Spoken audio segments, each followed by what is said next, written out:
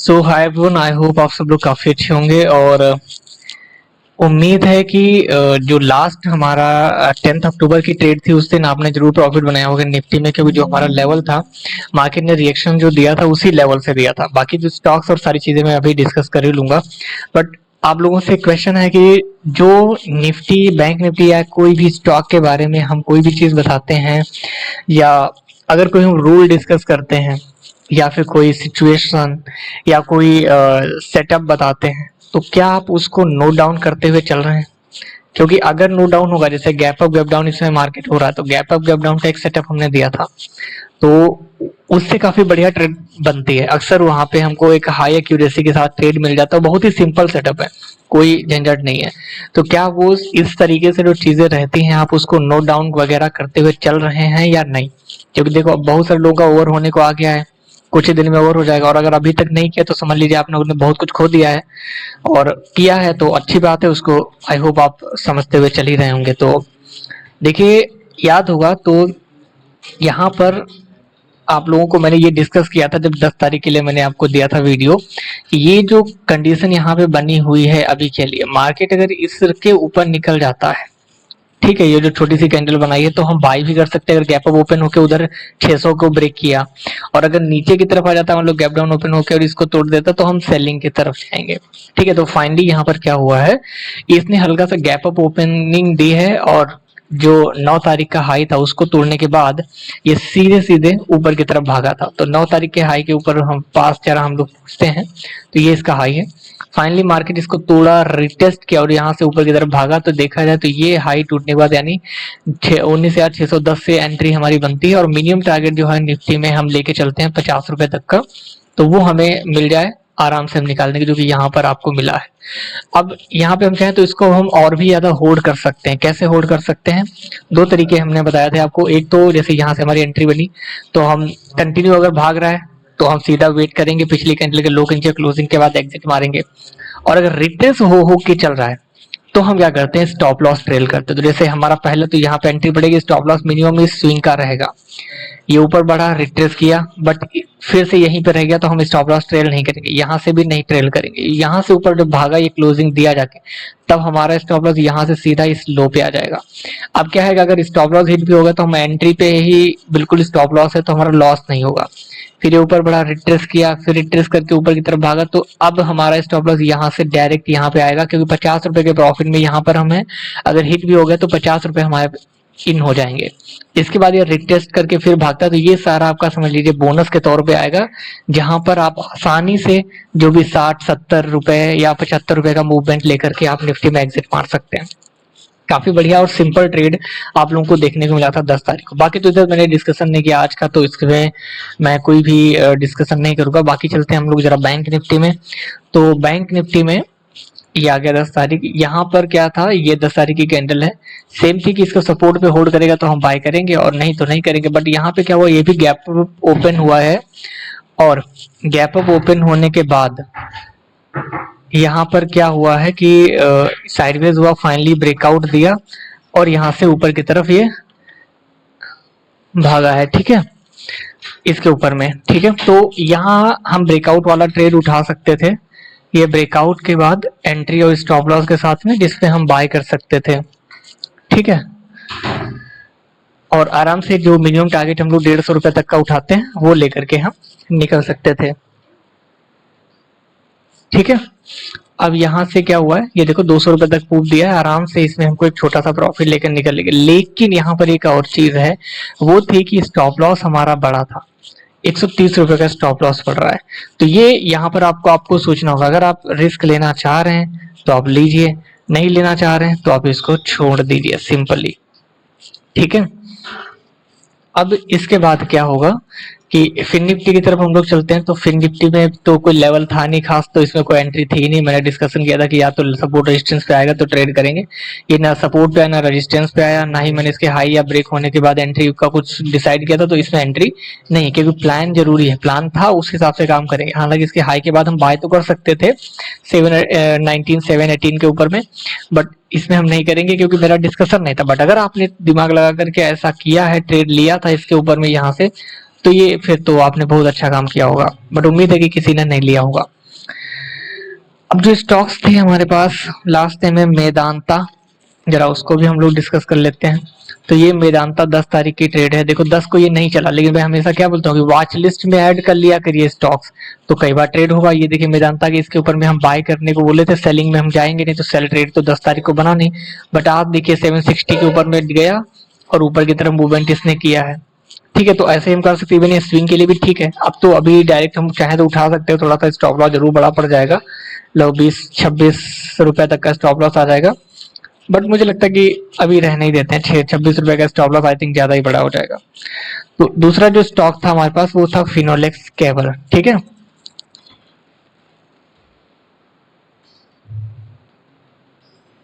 तो फिनोलेक्स केबल्स पे हम लोग आ जाते हैं यहाँ पर।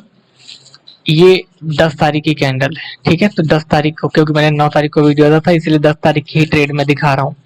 ये मार्केट रिट्रेस किया और इसके ऊपर भागा। अब समझिए यहाँ पर ये वही टेक्निक है कि मार्केट लेवल से ऊपर ओपन हुआ और फिर रिटेस्ट किया लेवल पे। ये देखिए यहाँ पर पिन बार बनाया, कौन सा, ये जो चौथी कैंडल है ये पिन बार बनी, इसका हाई ब्रेक होने के बाद हम बाय करेंगे। ठीक है, 1042 या 43 के करीब में एंट्री होगी, इस लेवल के नीचे गया, इसके लो का हम स्टॉप लॉस डाल देंगे और इसके बाद पहला टारगेट इसके हाई का रहेगा, जो कि इसका देखो ये साइडवेज हुआ फिर ऊपर भागा है, तो हमारा पहला टारगेट ये आएगा जहां पर हम एग्जिट कर सकते हैं। और अगर होल्ड करना चाहें तो रिटेस्ट के बाद स्टॉप लॉस ट्रेल करके हम और होल्ड कर सकते हैं, लेकिन और ज्यादा की जरूरत नहीं है, क्योंकि यहीं के बाद ये फुल साइडवेज उस दिन हो गया, तो ये हमारा एक एग्जिट पॉइंट हो जाएगा। हालांकि यहाँ पर 1:1 का रेशियो का ट्रेड मिला। 1:1 मतलब जितना स्टॉप लॉस था उतना ही टारगेट हमें मिला। और ऐसी ट्रेड थोड़ी सी रिस्की होती है, क्योंकि पता चले जितना आना है उतना ही यहाँ पर जा भी रहा है, स्टॉप लॉस ट्रेड, तो थोड़ा सा इन सबसे दूर रहना चाहिए। लेकिन कई बार क्या होता है कि अगर कंफर्मेशन सही है तो हमें बढ़िया ट्रेड 1:1 में भी मिल जाता है। और ये जो मैंने सेटअप लिखा है ना, और आप लोगों को पहले भी सिखाया गया था गोडाउन वाला, तो वो काफी बढ़िया होता है। अब नेक्स्ट HDFC लाइफ हम लोगों ने दिया था, जो कि यहाँ देखो पहली ये कैंडल थी जिससे ये भागा। ये ना हैमर है, ना हैंगिंग मैन, ना स्पिनिंग टॉप, और ना ही ये हमें 3 बार जैसा कुछ भी दिख रहा है, तो यहाँ पर तो कोई एंट्री बनी नहीं। फिर इसने क्या किया, ब्रेकडाउन में हम लोगों ने क्या डिस्कस किया था, कल के लो के नीचे आएगा तो सेल करेंगे, तो सेलिंग एंट्री तो हुई नहीं यहाँ पे। फिर ये ब्रेकआउट यहाँ से दिया जो कि बाइंग एंट्री हुई। कहाँ पर बाइंग एंट्री हुई, ये देखिए ये लेवल ने इसको तोड़ा। इससे पहले यहाँ पे इनसाइड बार भी बना था, ये एंट्री इस जोन में हो जाएगी, बट ये गिरा और इसने स्टॉप लॉस हिट कर दिया। तो दोबारा चाहे तो इसमें हम ट्रेड नहीं भी लेंगे, सीधा छोड़ देंगे, और अगर हम उठाते हैं तो फिर से ब्रेकआउट के बाद एंट्री, स्टॉप लॉस, और फिर ये बहुत अच्छा टारगेट भी दिया 1:3 के करीब का। तो ठीक ठाक ट्रेड इसमें बाद में भी मिल गया HDFC लाइफ में। अब लास्ट स्टॉक जो हमारे पास था वो था रेमंड। तो रेमंड में क्या कहानी बनी है, ये देखो लेवल तक ही नहीं आया रेमंड का। देखिए ये 10 तारीख की कैंडल है, ये वाली, ये लेवल तक ही नहीं, लेवल को ही टच नहीं की। तो जब लेवल को ही टच नहीं की तो इसमें कोई ट्रेड नहीं, हम इसको सीधा इग्नोर मार देंगे। ठीक है, तो ये जो 10 तारीख के लिए हमने स्टॉक दिए थे उन पे हमने डिस्कशन कर लिया है। कल के लिए जो स्टॉक में सबसे पहला जो स्टॉक आएगा वो आएगा अस्त्रल। अस्त्रल क्या है, क्योंकि ये डबल बॉटम जैसा बना के और कंसोलिडेटेड है यहाँ पर काफी टाइम से। ठीक है, तो ये लेवल इसका काफी मैं कहूंगा कि बढ़िया है, कि अगर इसके ऊपर मार्केट जाता है 1940 के ऊपर, 1940 के ऊपर, तो यहाँ से हमें एक स्विंग ट्रेड भी मिल सकती है। यानी बाइंग के लिए हम बाय करेंगे 1948 के ऊपर में हम बाय करेंगे, सेलिंग के लिए 1940 के नीचे हम सेल करेंगे अकॉर्डिंग टू कंफर्मेशन। और ये काफी टाइम से कंसोलिडेटेड है, तो यहाँ से हमें स्विंग ट्रेड भी मिल सकता है 2040-42 के टारगेट के लिए। ठीक है, क्योंकि कंसोलिडेटेड है, ट्रिपल टॉप जैसा मूवमेंट दे रहा है, तो ब्रेकआउट के बाद अच्छा मूव मिल सकता है। तो इसको भी आप नजर रखिए। एक स्टॉक और है, और ये है बैंक ऑफ बड़ौदा। ठीक है, तो मतलब बैंक ऑफ बड़ौदा, ये स्टॉक आ जाते हैं कुछ दिन पहले। इसको काफी टाइम पहले मैंने स्विंग के लिए लिया था, जब यहाँ से भाग रहा था, बट ऐसा नहीं हुआ, ये गिर गया है। अभी क्या हो रहा है कि अगर ये रिटेस्ट करता है, ये मैं कल के लिए स्पेशली नहीं बता रहा हूँ, बट मान लीजिए अगर ये थोड़ा सा रिटेस्ट करके फिर से यहाँ से भागता है, तो शायद हमें स्विंग में ट्रेड देखने को मिलेगी। क्योंकि अगर बैंक निफ्टी और गिरता नहीं और रिकवरी पे रहता है, जैसे बैंक निफ्टी की अगर मैं बात करूं, तो ये देखिए यहाँ से होल्ड मतलब होल्ड कर रहा है, यहाँ से अगर ऊपर निकलेगा तो बैंकिंग सेक्टर में थोड़ी सी तेजी देखने को मिल सकती है। तो हो सकता है ये रिटेस्ट के यहाँ से ऊपर की तरफ बैंक ऑफ बड़ौदा भागे तो स्विंग इसमें बन सकता है। एसएल डाल के जरूर चलिएगा, क्योंकि कितना भी अच्छा कितना भी कुछ भी हो, एसएल या मार्केट कभी भी किधर भी पलट सकता है, तो एसएल हिट होने के चांसेस रहेंगे। एसएल रहेगा तो बड़ा लॉस आपको नहीं होगा। बड़ी इंट्राडे के लिए मैं कुछ नहीं दे रहा हूँ इसमें, बस मैं स्विंग के लिए बता रहा हूँ। ये रिटेस्ट करके जब भागेगा 203 से तब कुछ इसमें बनेगा। एक स्टॉक है हमारे पास एपीएल अपोलो, ठीक है, पहला हो गया एस्ट्रल, दूसरा एपीएल अपोलो, जो कि मैं इंट्राडे पॉइंट ऑफ व्यू से भी दे रहा हूँ।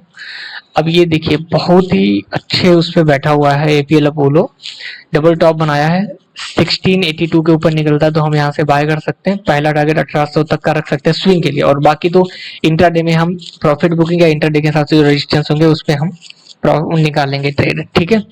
इस तरीके से इस पे हम काम करेंगे। एपीएल अपोलो डबल टॉप बन रहा है 1682 का लेवल, इसके ऊपर गया बाय, इससे नीचे अगर हमको सेलिंग देता है तो हम सेल कंफर्मेशन के बारे में सोचेंगे। लास्ट स्टॉक है हमारे पास एसबीआई लाइव।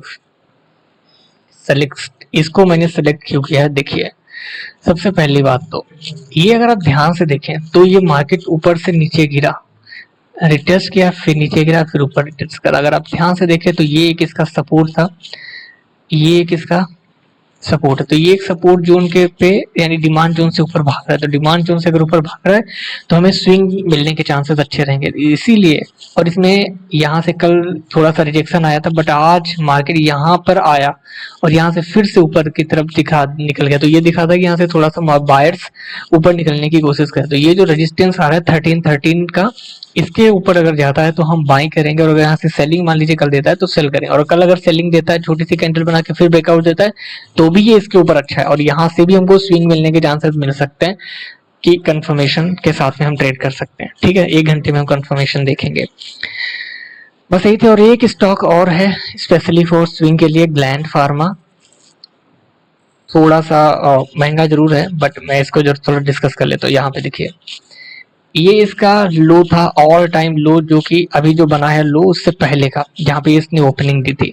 इसको होल्ड किया था 2 महीने मार्केट ने, यहाँ पे देखिए तीसरे महीने ब्रेकडाउन देके फिर ये रिटेस्ट कर रहा था ऊपर की तरफ। अभी क्या कर रहा है, ये फिर से इसके नीचे क्लोजिंग दे दिया है। अगर मैं इसको ध्यान से समझू इसके प्राइस एक्शन को, तो ये कंटिन्यू गिरावट, फिर ये पॉज 3 महीने का, फिर गिरावट और 3 महीने की तेजी, और फिर से रिटेस्ट करके 3 महीने की तेजी के तो थोड़ी बहुत रुकावट हो सकती है।